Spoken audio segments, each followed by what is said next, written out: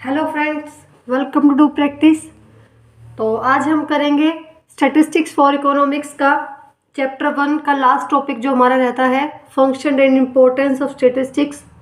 आई hope आपने इससे पहले वाला चैप्टर इससे पहले वाली जो वीडियोज़ है वो कवर कर ली होंगी, जिसमें स्टैटिस्टिक्स का मीनिंग है, इकोनॉमिक एक्टिविटी का मीनिंग है, कौन कौन सी इकोनॉमिक एक्टिविटी होती हैं, और स्टैटिस्टिक्स प्लूरल नाउन, उसके देन फैक्टर्स फीचर्स, उसके बाद सिंगुलर नाउन की process completely, then scope limitations वगैरह सब कुछ हमने कवर कर लिया था।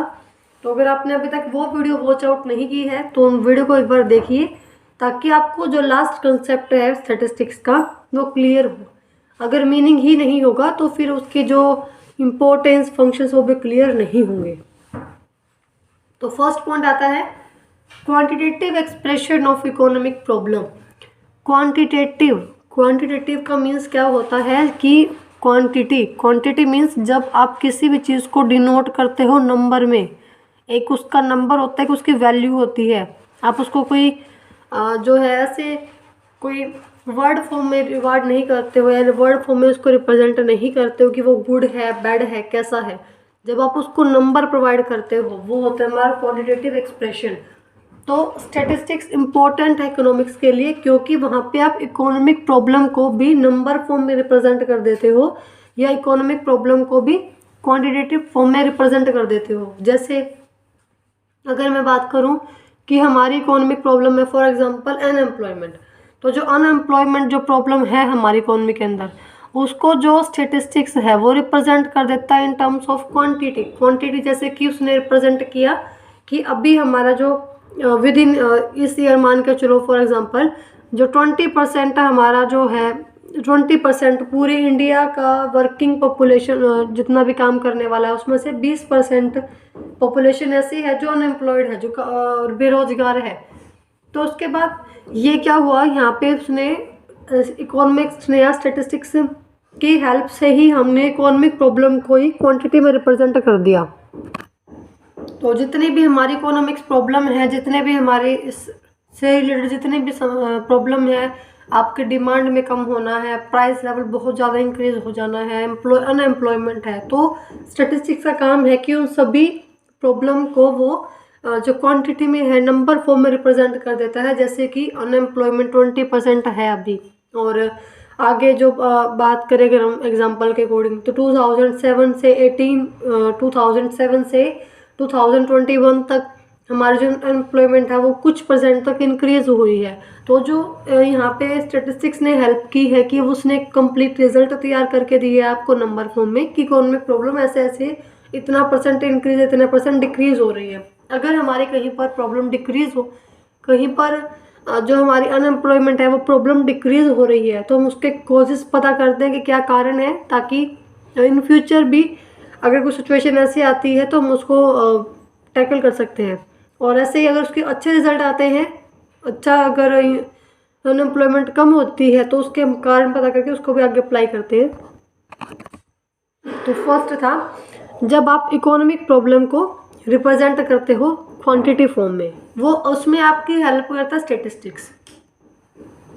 सेकंड इज इंटर सेक्टरल और इंटर टेम्परल कंपैरिजन। जो स्टैटिस्टिक्स है वो आपकी हेल्प करता है इंटर सेक्टरल, इंटर मीन्स आपस में दो जहाँ पर यूज़ होते हैं, इंट्रा तो आप एक ही होता है, और इंटर मीन्स जब आप दो चीज़ें होती है लाइक ए एंड बी। तो जब आप इंटर सेक्टर या इंटर टेम्परल कंपैरिजन करते हो उसमें भी आपकी हेल्प कौन करता है, स्टैटिस्टिक्स हेल्प करता है। इंटर सेक्टरल फॉर एग्जांपल अगर मैं अनएम्प्लॉयमेंट की ही बात करूं तो आपके दो सेक्टर लेके चलते हैं, अर्बन और रूरल। तो हमारा स्टैटिस्टिक्स सिर्फ क्वांटिटी में रिप्रेजेंट करने तक ही लिमिट नहीं है, वो वहीं तक सीमित नहीं है, वो आगे भी उसको कंपेयर करने में भी हमारी हेल्प करता है।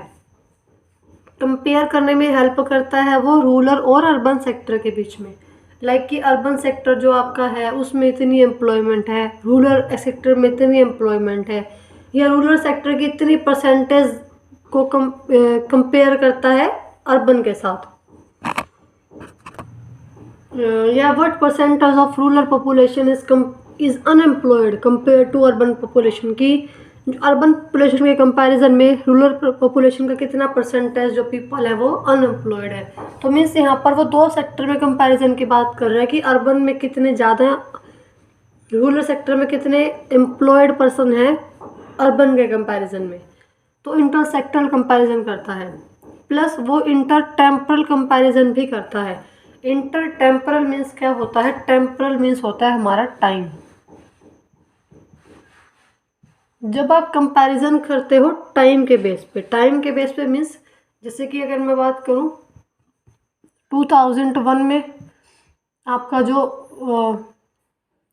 अगर हम प्राइस की बात करें 2001 में मान के चलो आपका जो प्राइस है वो 15 रुपीज़ है, 15% था।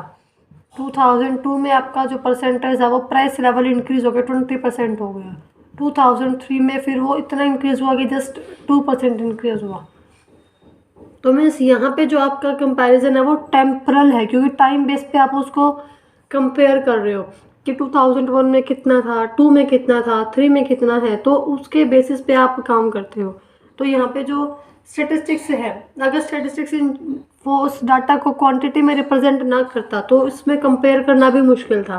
तो जो स्टेटिस्टिक्स है वो उस डाटा को क्वांटिटी फॉर्म में रिप्रेजेंट करता है, उसके साथ साथ उसको फिर सेक्टर में कंपैरिजन करने में हेल्प करता है, दो टाइम के बीच में इंटर टेम्परल कंपैरिजन करने में हेल्प करता है।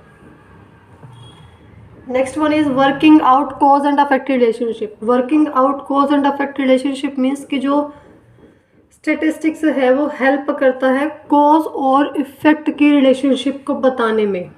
जैसे कि अगर इकोनॉमिक्स स्टडी करते रहते हैं तो उनको स्टडी से पता चला कि हमारी जो डिमांड है वो कम हो रही है, और उनको उस चीज़ के कॉज पता चल गए, कारण पता चल गया कि किस चीज़ से, किस वजह से हमारी डिमांड कम हो रही है। तो फिर उसने इकोनॉमिक्स्ट ने गवर्नमेंट को कुछ मेजर्स अडोप्ट करने के लिए कहा, जिससे उनकी डिमांड क्या हो सकती है, इम्प्रूव हो सकती है, इकोनॉमी के अंदर अच्छी डिमांड हो सकती है उस चीज़ की। तो यहाँ पर जो स्टेटिस्टिक्स है वो हेल्प करता है कॉज और इफेक्ट के रिलेशनशिप को बताने में कि उसका कारण क्या है और उसके इफेक्ट क्या है। लाइक अगर मैं बात करूँ कि अगर आपका प्राइस कम हो रहा है तो इसका इफेक्ट क्या हो जाएगा, आपकी डिमांड इंक्रीज़ हो जाएगी। तो ये कैसे पता चला आपको? उस चीज़ को स्टडी करके। अगर आपने एक 2-3 डाटा इकट्ठे उठाए, अगर आपने उसको स्टडी किया तो आपको पता चला कि हाँ जी, अगर प्राइस डिक्रीज़ होगा तो डिमांड इंक्रीज़ होगी। तो मीन्स यहाँ पे आपको जो कॉज और इफेक्ट रिलेशनशिप भी पता चलता है। Next one is construction of economic theory and economic model. जो हमारा स्टेटिस्टिक्स है वो हमें हेल्प करता है इकोनॉमिक थ्योरी को कंस्ट्रक्ट करने में या इकोनॉमिक मॉडल कंस्ट्रक्ट करने में। Economic theory like same example अगर हम ले कि अगर प्राइस डिक्रीज हो रहा है तो डिमांड इंक्रीज हो रही है, तो प्राइस कम होने से डिमांड बढ़ गई। जब हमने इस चीज़ को 2-3 जगह अप्लाई किया तो हमें सेम रिजल्ट मिल रहा है कि हाँ जी, प्राइस इंक्रीज डिक्रीज होने से डिमांड इंक्रीज हो रही है। एक्सेप्शन केस को छोड़ के अगर प्राइस डिक्रीज हो रहा है तो डिमांड इंक्रीज हो रही है, तो हमने उस चीज़ को क्या बना दिया फिर, लॉ ऑफ डिमांड। हमें स्टडी से पता चला कि प्राइस इंक्रीज होगा तो डिमांड डिक्रीज होगी, मीन्स दोनों में इन्वर्स रिलेशनशिप है। तो जैसे जैसे वो चीज़ अगर काफ़ी अगर काफ़ी एक्सपेरिमेंट करने से हमें सेम रिजल्ट मिल रहा है कि प्राइस कम हो रहा है, डिमांड ज़्यादा हो रही है, तो फिर वो क्या हो जाता है, फिर वो मॉडल बन जाता है, वो थ्योरी बन जाती है। लाइक यहाँ पे हमारा लॉ ऑफ डिमांड सेटअप हो गया कि लॉ ऑफ डिमांड यही कहता है आपको कि inverse relationship between price and demand, when price is decreases and then demand is increases, और वाइस वर्सा। तो जो स्टेटिस्टिक्स है वो आपकी हेल्प करता है इकोनॉमिक थ्योरी और इकोनॉमिक मॉडल बनाने में। Next one is economic forecasting. Economic forecasting means यहाँ पे बात करते हैं फोरकास्टिंग। फोरकास्टिंग का मीन्स आप फ्यूचर के लिए कुछ प्लान करते हो। अब इसका मीन्स ऐसा नहीं है कि आप यहाँ पे एस्ट्रोलॉजिकल इवेंट्स पे आ जाओगे या फिर एस्ट्रोलॉजिकल प्रिडिक्शंस पे आ जाओगे कि आप वैसे वैसे कुछ प्रिडिक्शन करोगे, नहीं। इकोनॉमिक फोरकास्टिंग मीन्स कि आप इकोनॉमी से रिलेटेड फोरकास्टिंग करोगे। जैसे अगर हम बात करें कि कोई इकोनॉमिक्स है वो काफ़ी टाइम से रिसर्च कर रहा है, उसको पता चला कि 2001 में हमारा 5% जो प्रॉफिट है वो इंक्रीज़ होता है, 2002 में हमारा 7% प्रॉफिट इंक्रीज होता है। ऐसे ही 3 में हमारा 9% होता है। तो ऑब्वियसली हमें पता है कि हर ईयर 2-2 साल 2-2% प्रॉफिट इंक्रीज हो रहा है। तो उसको पता है कि 2004 में भी मेरा 2% इंक्रीज होगा, मीन्स कि 11% इंक्रीज होगा। तो उसके अकॉर्डिंग वो अपनी प्रिपेयर करता है कि उसके अकॉर्डिंग वो चेक करता है कि मैं वो क्या मेजर्स अडोप्ट करूँ जिससे मेरी प्रॉफिट और ज़्यादा इंक्रीज हो और एटलीस्ट 2% तो इंक्रीज हो ही।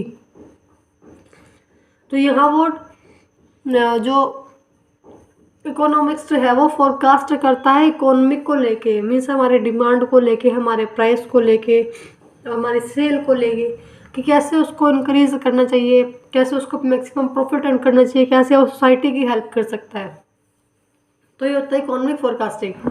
अगर मेरे पास ये डाटा ना होता तो मैं फोरकास्टिंग इस चीज़ का नहीं कर सकती थी।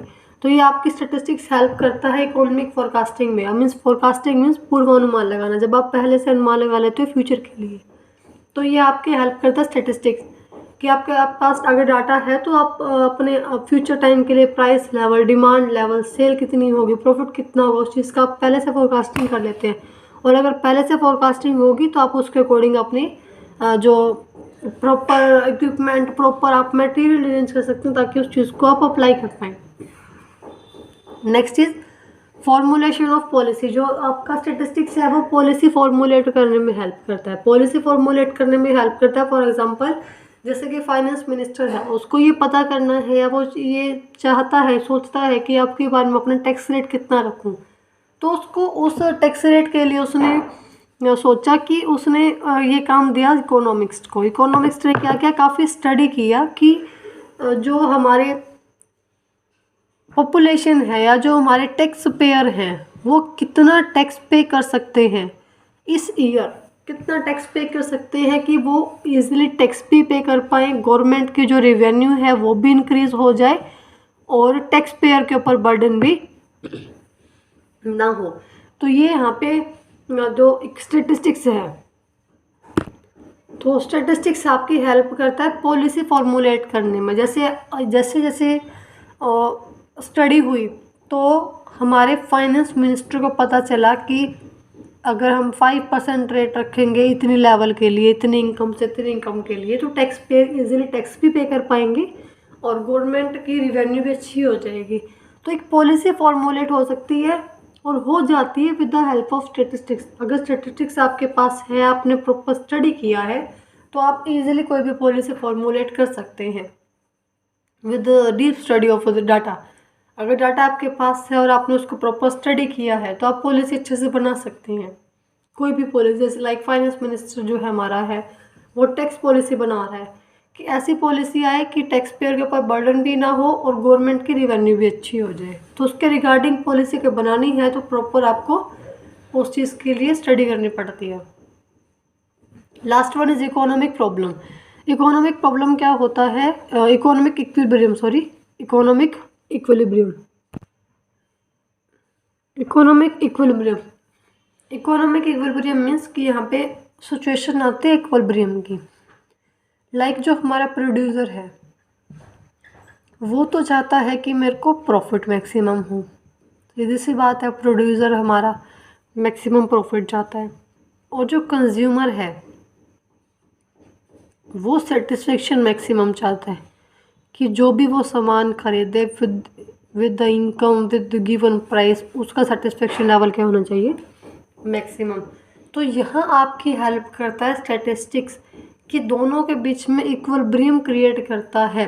जैसे हमने बजट लाइन की बात की थी कि बजट लाइन ऐसे बनती है कि जो आपका बजट है वो भी अच्छे से होता है, प्लस उस पॉइंट पे अगर आपका आईसी आ रहा है तो मीन्स उस पॉइंट पे आप प्रॉपर इक्विलिब्रियम सिचुएशन में भी हो। तो वहाँ हेल्प कौन करता है, आपका स्टैटिस्टिक्स हेल्प करता है कि प्रोड्यूसर का भी प्रॉफिट मैक्सिमम रहे और कंज्यूमर का भी सेटिस्फेक्शन मैक्सिमम रहे। दोनों के बीच में क्या करता है, स्टैटिस्टिक्स इक्विलिब्रियम क्रिएट करता है। उसको हम बोलते हैं इकोनॉमिक इक्विलिब्रियम। ना तो प्रोड्यूसर को कोई दिक्कत आ रही है, ना ही कंज्यूमर को कोई दिक्कत आ रही है। तो ये था इकोनॉमिक इक्विलिब्रियम। यही कुछ हमारे पॉइंट थे, 8 पॉइंट। आई होप आप सबको समझ में आए होंगे। 7 पॉइंट्स थे। तो ये थे हमारे function and importance of statistics. Last topic था हमारा इस फर्स्ट चैप्टर का। आई होप आपको कंसेप्ट क्लियर हुआ होगा। अगर आपको इस चैप्टर में कोई भी दिक्कत है तो आप कमेंट कर सकते हैं, फ्री है कमेंट के लिए। आपका जो कमेंट बॉक्स है वो आपके लिए होता है कि कोई डाउट है तो आप वहाँ क्लियर कर सकते हैं। साथ साथ आपको टेलीग्राम ग्रुप लिंक है गिवन मिलेगा आपको डिस्क्रिप्शन में, वहाँ भी आप ज्वाइन कर सकते हैं। और यानी PDF शेयरिंग, हम PDF शेयर करते रहते हैं वहाँ, और साथ साथ लिंक पे शेयर करते हैं कोई वीडियो का अगर होगा। ऐसे ही आप ईमेल ID गिवन है आपको डिस्क्रिप्शन में, तो आप मेल भी कर सकते हैं। तो यही था हमारा फर्स्ट चैप्टर। आई होप आपको ये कंसेप्ट क्लियर हुआ होगा। और कोई भी डाउट है आप इसको वीडियो में, कोई डाउट है आपको इस चैप्टर में, तो आप कमेंट कर सकते हैं। और अगर आप चैनल पर न्यू हैं तो वे चैनल को सब्सक्राइब कर लीजिए, वीडियो को लाइक कीजिए, शेयर कीजिए अपने फ्रेंड्स के साथ, और वीडियो को शेयर कीजिए अपने फ्रेंड्स से ज़्यादा से ज़्यादा। Thank you.